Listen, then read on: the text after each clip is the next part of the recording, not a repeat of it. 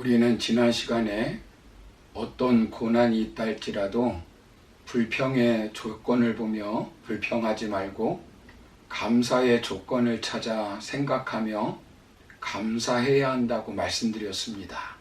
오늘 우리가 살펴볼 것은 우리는 어떤 고난에 있다 할지라도 궁극적으로는 모든 것은 사람이 아니라 하나님이 이루신다는 확신을 가지고 감사해야 합니다.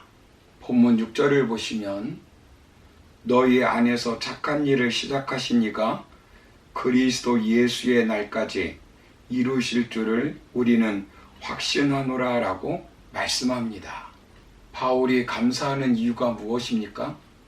바울은 비록 문제가 있는 교인들이 있지만 지금 복음을 전하다가 감옥에 잡혀 있어 그 문제를 직접 해결할 수 없는 처지이지만 빌립보 교인들에 대하여 확신하고 감사하고 있습니다. 5절이 직접적인 감사의 이유라면 6절은 궁극적인 이유입니다.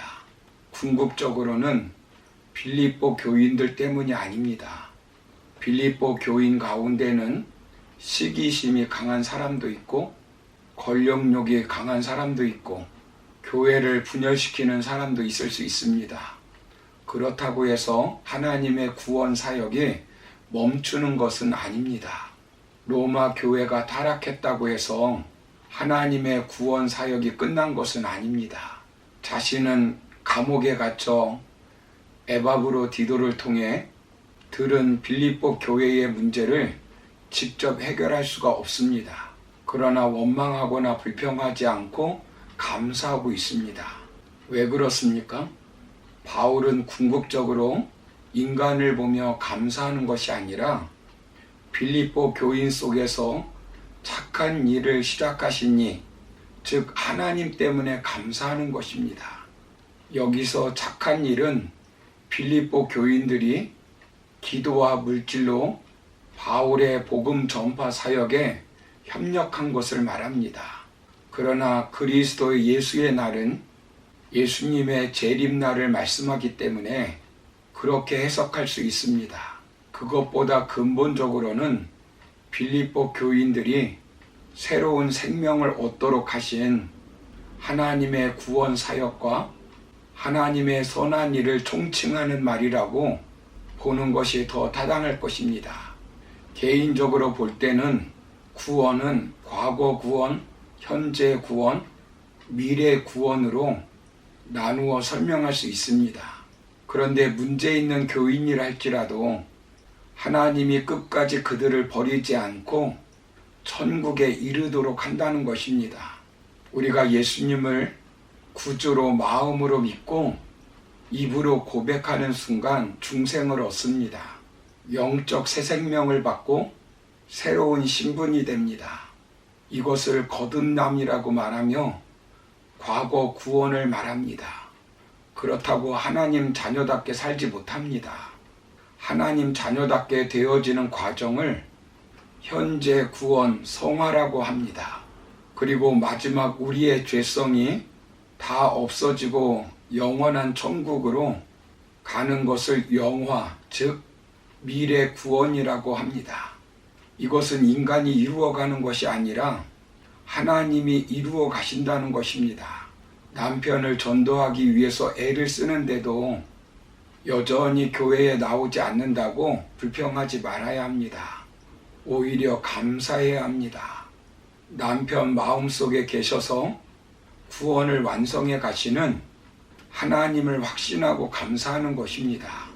바울은 당시 감옥에서 고통을 받고 있었습니다. 그의 대적들은 그를 비방하며 핍박하고 공격하였습니다. 그에게는 수많은 걱정과 근심, 불평과 원망거리가 있었습니다. 그러나 그는 염려하지도 않고 걱정하지도 않고 불평과 원망도 하지 않고 오히려 감사하고 기쁨의 기도를 드립니다. 왜 그렇습니까? 바울은 자신과 자신의 미래, 빌립보 교회의 미래에 대해서 확신하고 있었기 때문입니다. 빌립보 교회가 형성될 때 바울은 마게도냐에 가서 강가에 있는 여자들에게 복음을 전하였고 빌립보 간수를 변화시켰습니다. 그러나 바울은 이것이 자신이 한 일이라고 말하지 않습니다. 그것은 하나님의 일입니다. 하나님이 시작하신 것입니다. 단지 하나님이 바울을 사용하였을 따름입니다. 사도행전 14장을 보면 사도 바울이 1차 전도 여행을 하고 바나바와 함께 안디옥 교회에 돌아갑니다. 그때 그는 어떻게 고합니까? 자신이 한 일이라고 말합니까? 사도행전 14장 27절을 보시면 그들이 이르러 교회를 모아 하나님이 함께 행하신 모든 일과 이방인들에게 믿음의 문을 여신 것을 보고하고라고 말씀합니다. 그 일을 시작하신 분은 바울이 아니라 하나님이시라고 말씀하고 있습니다. 바울은 빌립보 교인들이 무슨 일을 시작하였다고 말하지 않습니다. 교회의 기원은 어떤 단체의 기원과 같지 않습니다. 사람들의 필요에 따라 만든 것이 아닙니다. 사람이 몇 명 모여서 만든 것이 아닙니다. 단체를 만들기 위해서 규칙을 만들고 조직을 만들어서 형성되는 것이 아닙니다. 바울은 빌립보 교인들이 빌립보 교회를 시작했다고 말하지 않습니다. 이것은 온전히 하나님의 일입니다. 실제가 그렇습니다. 빌립보 교회가 어떻게 형성되었습니까? 바울이 아시아에 가서 복음을 전하기 원하였지만 성령께서 허락하지 않았습니다.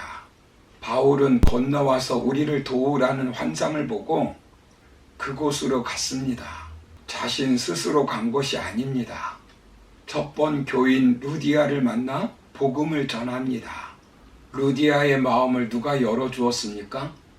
사도행전 16장 14절을 보시면 두아디라시에 있는 자색 옷감 장사로서 하나님을 섬기는 루디아라 하는 한 여자가 말을 듣고 있을 때 주께서 그 마음을 열어 바울의 말을 따르게 하신지라 라고 말씀합니다. 점치는 여자를 누가 변화시킵니까? 빌립보 감옥의 기적을 누가 일으키십니까? 하나님이십니다. 이것이 빌립보 교회의 시작의 내력입니다. 지금 바울이 빌립보 교회에 가지 못하고 감옥에 있지만 빌립보 교회에서 선한 사역을 이루실 분은 하나님이십니다. 예수님께서 재림할 때까지 구원을 완성하실 분은 하나님이십니다. 자신이 감옥이라는 고난 상황에 처해 있다 할지라도 하나님이 시작하시고 하나님이 이루어 가시며 하나님이 완성할 것을 확신하니까 감사하는 것입니다. 목회자도 목회하면서 자칫 잘못하면 불평하고 원망하면서 목회할 수 있습니다. 때로는 중직자가 교회를 비난하면서 떠납니다. 인간을 보면 감사하지 못합니다. 그러나 우리가 교회에서 봉사할 때 일을 시작하게 하셨고 마치게 하신 하나님을 보면 얼마든지 감사할 수 있습니다. 사랑하는 성도 여러분, 바울은 로마서 11장 36절에서 이는 만물이 주에게서 나오고 주로 말미암고 주에게로 돌아감이라 라고 고백하였습니다. 부족한 인간들을 통해서 하나님이 하나님의 구속 사역을 성취하는 것입니다. 아브라함도 자기 목숨을 건지기 위해 2번이나 아내를 누이라고 속이고 다른 남자에게 아내를 내어준 사람입니다. 모세도 살인자였습니다. 다윗은 간음하고 살인한 사람입니다. 그 사람들만 보면 감사할 수가 없습니다. 그런 허물이 많은데도 불구하고 하나님의 선한 일을 완성하시는 하나님을 보고 감사해야 합니다. 인간을 보면 감사는 한계가 있습니다. 그러나 부족한 인간을 구원하여 변화시키고 완성하시는 하나님을 보면 감사할 수밖에 없습니다. 그러므로 우리는 부족하고 연약한 인간을 보면서 원망하고 불평하지 말고 부족하고 연약한 인간을 통해 끝까지 선한 일을 이루시는 하나님을 확신하고 감사하며 살아가시기를 주님의 이름으로 축원합니다. 감사합니다.